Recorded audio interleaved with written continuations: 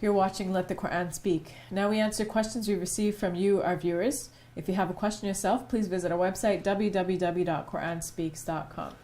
Okay, Brother Shabir, the first question is about dogs. So this person is around dogs a lot and is wondering what was the Prophet's attitude towards dogs?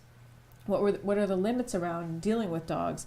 And how should a Muslim woman respond, if they're always around dogs? How should they deal with the situation? Yeah, so most people get the impression that Muslims somehow have something against dogs. Yes. So we need to go back and see where this comes from.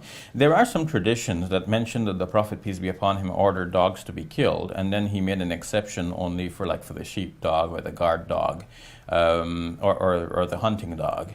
Mm-hmm. But if one were to start with things in order, like first we look at the Quran to see if the Quran says anything about dogs, and then we go to the traditions and we put everything together. Well, the Quran actually doesn't say anything negative about dogs. In fact, there is something positive, because in the story of the youth who hid in the cave in the 18th chapter of the Quran, the 18th chapter, we have it that they had a companion, a dog. And many commentators say that this dog will also be in paradise. Now we know that nothing impure or unclean will be in paradise, but this dog will be there. So some will say, okay, but God will make this dog pure, so it'll be in paradise. But nevertheless, the Quran does not show anything negative about the dog and doesn't show that the dog is impure. On the other hand, there is actually a mention in the Quran that the food that is procured for Muslims by means of their hunting animals is permissible to eat. This is specifically mentioned in the 4th verse of the 5th chapter of the Quran.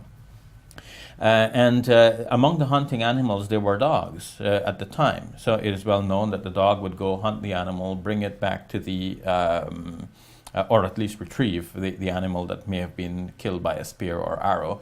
The dog would go retrieve it and bring it. So the dog comes with the animal in its mouth. Something that the saliva of the dog is impure, but this seems to speak against that, because obviously the saliva of the dog gets mingled with the meat which it brings to its master.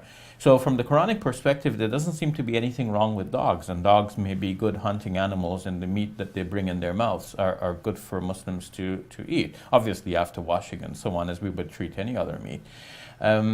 So where does this idea come from that dogs are somehow impure? Well, it could be... And their saliva is impure as well. Yes. It could be that at the time there were some dogs which were rabid, and the best way of dealing with that situation to protect the population was to euthanize some dogs. And as the people remembered the tradition, they just remembered that dogs were euthanized without remembering the reason behind it. So it's not mentioned that the dogs were rabid, but that would be a good reason why dogs were euthanized. Otherwise, there'd be no good reason.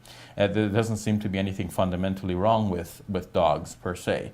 And that's why, obviously, exception was made for the hunting dog and the guard dog and so on, because they perform some useful purposes. Nowadays, we know that dogs perform many more valuable services. You could have a guide dog, for example. A person with no eyes can have the dog as his eyes.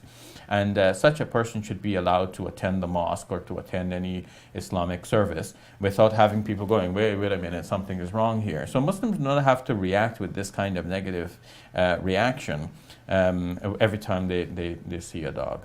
That's all the time we have. Thank you, Brother Shabir. You're welcome. For updates and additional information, please visit our website, www.quranspeaks.com. And write to us, because your comments and questions help guide the show. I'm Safiya Ali. For all of us here at Let the Quran Speak, thank you for watching. I'll see you next week. Allahu Akbar, Allahu Akbar.